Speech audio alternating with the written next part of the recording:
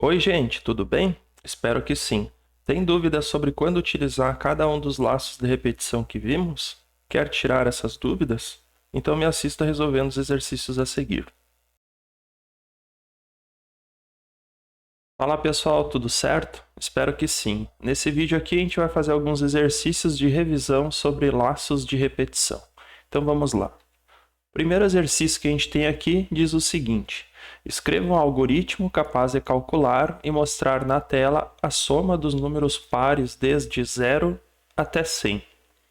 Bom, e aí nesse momento eu pergunto para vocês: que tipo de laço é o mais adequado para utilizar quando a gente tem uma situação como essa? A gente sabe o ponto de partida e a gente sabe qual é o ponto de chegada, né?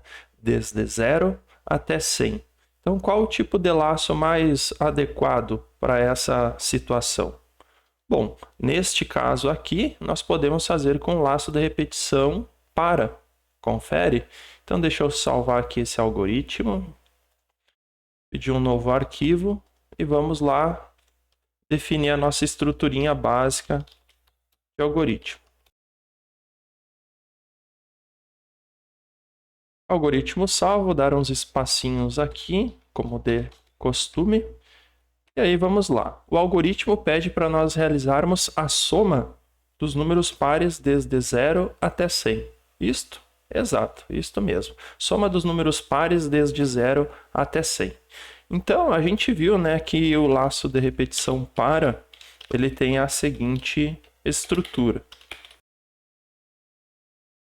Essa é a estruturinha, né, do laço de repetição para. Ele é um laço que precisa de uma variável auxiliar, né? E a gente faz essa variável, então, mudar de valor desde um valor inicial até um valor final.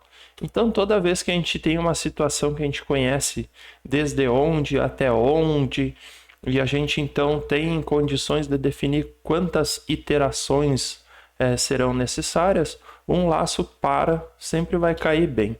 Então, deixa eu aqui declarar uma variável auxiliar. A gente vai ter que fazer a soma também, né, dos números pares, né? Então, vamos criar aqui uma variável ambas do tipo inteiro. E a gente faz aqui no nosso laço, né? A gente faz a variável auxiliar, variar de 0 até 100. Correto? E aí, para a gente pegar só os números pares, né? A gente pode alterar o passo aqui. A gente faz um passo de tamanho 2. E aí, então, ele vai 0, 0 mais 2, 2, 2 mais 2, 4, 4 mais 2, 6, 6 mais 2, 8, e assim sucessivamente. Certo? Dentro desse laço, a gente vai ter que fazer, então, um somador, né? Somador é aquela estruturinha de sempre. Soma igual a soma mais a coisa que você está somando. No nosso caso aqui, a gente vai somar o AUX, né? Porque o AUX vai mudar de par em par, desde 0 até 100. Certo? E só isso aqui já é o suficiente, então, para responder o nosso exercício F9. E aí, agora, então, a gente percebe que faltou nós escrevermos na tela, né, o resultado. Então, a gente fecha aqui. E fora do laço de repetição, a gente manda ver aqui num escreva L. A soma dos números pares compreendidos desde 0 até 100 foi de...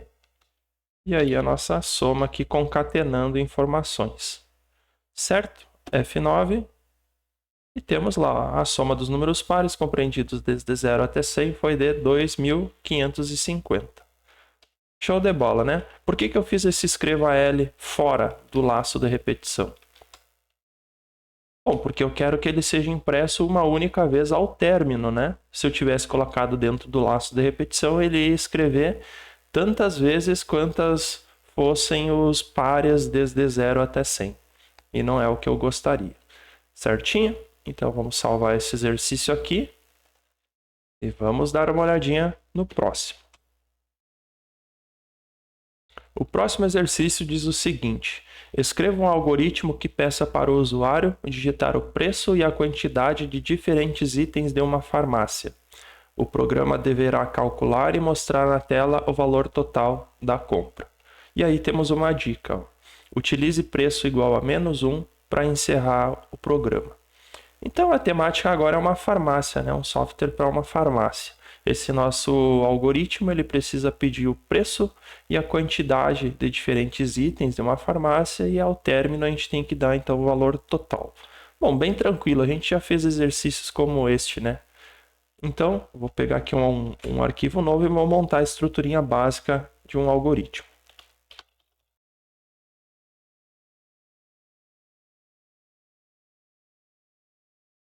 Pronto. Montado aqui o meu esqueleto de algoritmo, né? Então, vamos começar aqui a codar. O exercício pede para a gente desenvolver um software, né, que vai ser utilizado num contexto de uma farmácia e que eu devo, então, ler valores e quantidades de produtos. Então, vamos lá, né? Vamos começar aqui em var. Quantidade, inteiro e valor. Valor unitário, do tipo real. Beleza. E eu tenho que ainda calcular, né, o total dessa lista, né? Então, provavelmente eu vou precisar de um valor total. Porque a partir das quantidades, né, quantidade e valor unitário, eu tenho condições de calcular o total parcial. E aí depois eu tenho que somar todos esses parciais, então eu vou ter o valor total daquela lista. Bom, eu sei quantos itens farão parte dessa lista? Não sei, né? Pode ser 1, pode ser 10, 100, 1000. Não sei, né? Não sei quantos serão. E, portanto, um laço para poderia ser utilizado aqui neste exercício, mas um laço como, por exemplo, o enquanto ou o repita é mais indicado nesse caso aqui. Eu vou utilizar um laço de repetição do tipo enquanto, né? A estrutura de um laço do tipo enquanto é mais ou menos assim: enquanto condição, faça, fim, enquanto. Certo? Essa aqui é a estrutura básica do laço de repetição enquanto. Confere? Ele vai repetir, né, enquanto aquela condição ali for satisfeita. Qual é a condição deparada mesmo do nosso exercício? Preço igual a -1. Então aqui, ó, a gente pode já definir o seguinte, ó: enquanto o valor unitário for diferente de -1, e olha como eu fiz lá, enquanto o valor unitário for diferente de -1, faça aquilo que estiver dentro aqui do nosso laço de repetição. Certo? Beleza. O que a gente vai fazer aqui dentro do laço? A gente vai fazer aquilo que o exercício está pedindo, né? A gente vai primeiro pedir para o usuário digitar a quantidade de um produto, né? E a gente vai ler essa quantidade. Na sequência, a gente vai pedir para o usuário digitar o preço, o valor unitário deste produto. E vamos ler também o valor unitário deste produto. Assim, né? Então, ó, a gente pediu para o usuário digitar a quantidade do produto. Aí o usuário digitou. Pedimos para ele digitar o valor unitário do produto. Aí o usuário digitou. Agora eu já tenho condições de calcular o total parcial, né? O total parcial vai ser alguma coisa nesse sentido aqui, ó: quantidade vezes valor unitário. É isso aqui. E isso aqui vai se repetir, né, várias vezes conforme for essa lista aqui de compras, de pedidos aqui, certo? Como vai se repetir várias vezes, eu vou colocar aqui entre parênteses, certo? Mas não precisaria, tá? É só uma questão aqui didática minha que eu estou utilizando esses parênteses para enfatizar, né, que aquele cálculo de multiplicação ali ele vai se repetir várias vezes para cada produto que for colocado dentro desse carrinho virtual, certo? A cada produto novo, né, que eu coloco nesse carrinho, eu vou ter que então ir somando, né, o total parcial dessa compra. O total parcial se dá através daquele cálculo ali. E aí, para eu ir somando, né, eu vou precisar de um somador, né? Como que é uma estrutura de um somador? Vai ser, no caso ali, valor total, recebe valor total mais aquilo que a gente está somando, né? O que a gente está somando? O total parcial, que é essa continha aqui, né? Então, eu pego isso aqui e jogo aqui no final, ó. E isso aqui é o suficiente já para mim, para a gente ir computando, né, quanto que está dando essa lista toda, certo? Eu estou acumulando em valor total o quê? Os totais parciais dados através da quantidade vezes o valor unitário daquele produto. Beleza. Ao término, eu vou ter que mostrar isso aqui para o usuário, né? O valor total da lista foi de R-cifrão valor total. Beleza? Já tem aqui a mensagenzinha aqui para mostrar para o usuário o resultado apurado, né? E aqui nós temos um laço de repetição do tipo enquanto. A gente tem um laço de repetição deste tipo porque a gente não sabe exatamente quantas vezes isso vai acontecer, quantas vezes aquele laço vai iterar. A gente só conhece a condição de parada. Qual é a condição de parada? É quando o usuário digitar -1 para valor unitário. Essa é a condição de parada do nosso algoritmo. É por isso, então, que nós utilizamos o laço enquanto. Certo? Eu vou colocar para rodar isso aqui, F9. E lá o programa me diz lá, digite a quantidade de um produto, 5. Valor unitário deste produto, R$2. Digite a quantidade de um outro produto, 6. Valor unitário desse produto, R$3. Digite a quantidade de um produto, 9. Digite o valor unitário desse produto, -1. Agora eu quero interromper. E olha lá, o valor total da lista foi de R$19. Vamos tentar analisar aqui para ver o que ele fez. Primeiro eu disse que eu queria 5 unidades de um produto que custava R$2. Então, 5 vezes 2, 10. Depois eu tenho aqui 6 unidades de um produto que custava R$3. Então, 6 vezes 3, 18. 10 lá em cima, com 18 aqui, 28 já daria, não é? Pois é. Depois ele pediu aqui uma quantidade, 9. E depois um valor unitário, -1. Então, perceba que aqui ele fez 9 vezes -1, -9, e subtraiu esse valor daquele que já estava sendo apurado aqui em cima. Ou seja, até quando eu estou querendo sair, ele está computando aquele valor, né? E como é -1, o último produto aqui, né, antes de eu sair, vai ser um total parcial negativo. E aí ele está diminuindo a minha conta. Seria bom, né, se fosse assim, né? Se o nosso total aqui fosse diminuído, né, por alguma razão. Mas na vida real não é bem assim, né? Então o que a gente vai ter que fazer aqui? A gente vai ter que fazer o seguinte. Quando o usuário digitar -1, não leve isto para o cômputo do valor final, né? O valor final total. Então é o que a gente vai fazer. Vou fechar aqui essa janela e aí vou fazer o seguinte, ó. Aqui em cima eu vou fazer assim, ó. No nosso algoritmo aqui a gente está lendo primeiro a quantidade e depois o valor unitário, né? Então eu vou fazer o seguinte, eu vou inverter isso, ó. Eu vou ler primeiro o valor unitário e depois a quantidade. Tá? Então, a gente lê o valor unitário, depois lê a quantidade e calcula aqui o total da compra.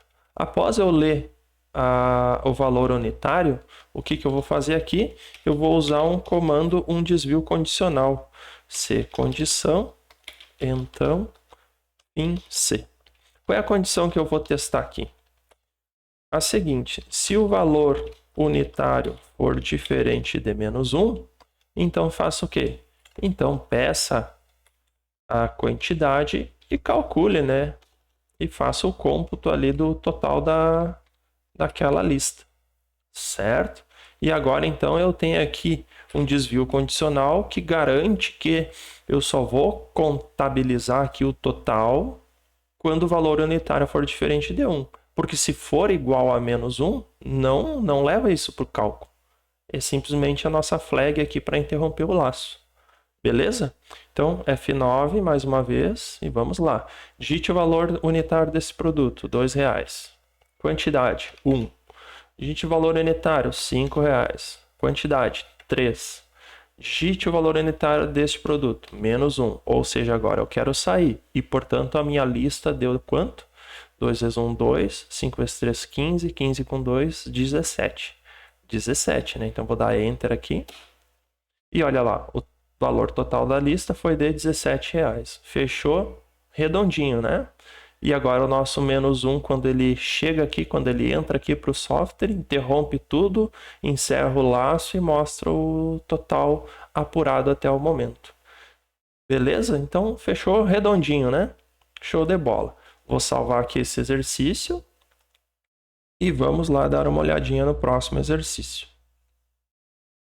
O próximo exercício diz o seguinte: escreva um algoritmo que peça ao usuário que digite o salário de diferentes funcionários e então calcule a média dos salários informados. Tá? Então, é um laço de repetição no qual você vai pedir lá que o usuário digite salários de diferentes funcionários de uma empresa, né? E aí você vai computando esses salários e depois se apresenta a média dos salários informados. Tranquilo. E aí tem uma dica lá, após ler cada salário, pergunte se o usuário deseja encerrar ou continuar. Olha aí que interessante, né? Então vamos lá no nosso visual e vamos tentar realizar mais este exercício. Vou montar aqui a estrutura básica do algoritmo, como de praxe, né?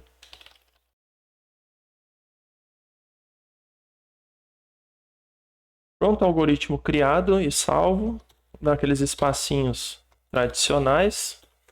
E vamos lá. O exercício pede para nós criarmos um algoritmo que peça para o usuário digitar salários de diferentes pessoas. Sabemos quantos salários o usuário digitará? Não sabemos, né? Pode ser 1, pode ser 10, pode ser 100, pode ser muito mais que isso. Enfim, não sabemos.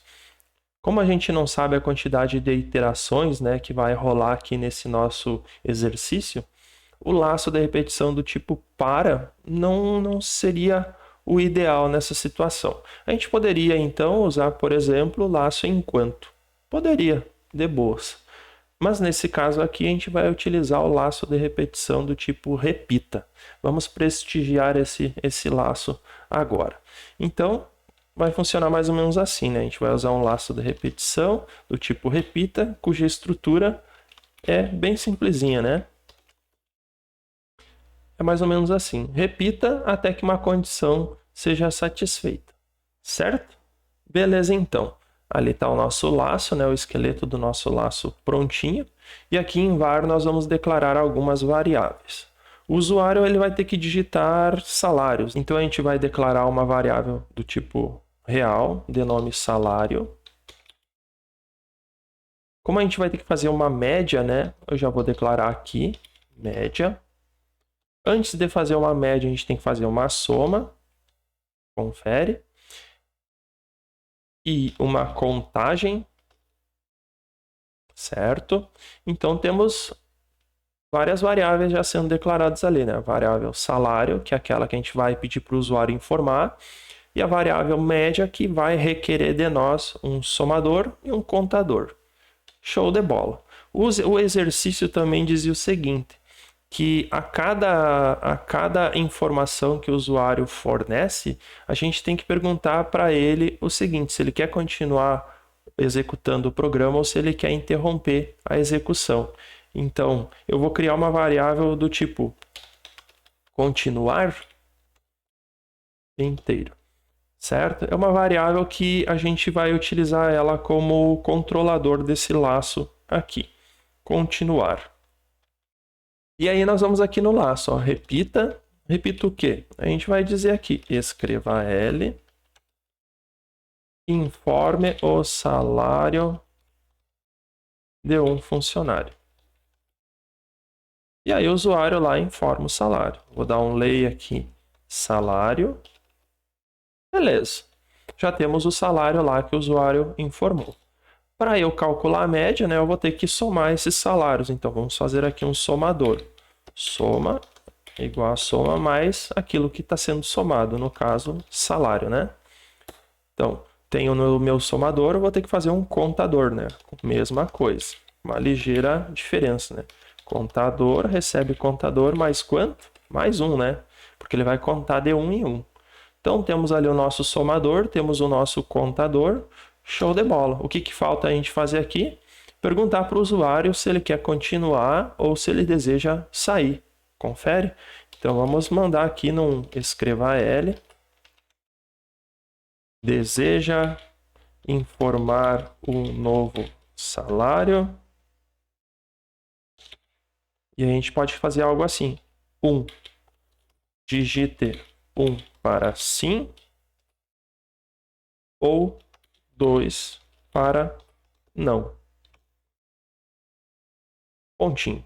Então, se ele digitar 1, ele quer continuar. Se ele digitar 2, ele quer interromper o programa. Então, vamos aqui dar um leia. Leia o quê? Leia continuar, né? E aí, beleza. Quando é que é para interromper isso aqui? Quando ele digitar 2, né? Então, assim, ó. Repita até o quê?